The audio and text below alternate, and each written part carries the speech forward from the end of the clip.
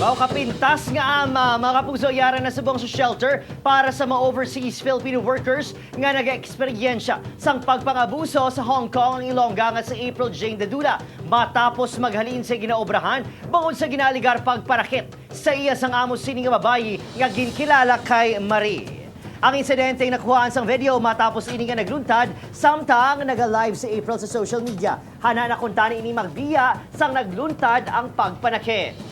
Gilayon man sini nga ginpadakop sa Hong Kong Police ang ama apang nakagwa na ini subong. Luyag sa karon ni April Jane nga ma-blacklist si Marie agod nga hindi na masulit pa ang pareho sini nga hitabo sa iban pagid nga mga OFW. Ang ginisip ko na lang is mag-live na lang ko kag kung sino makalantaw sang live ko kapit pa mga taga-dirisyon ko.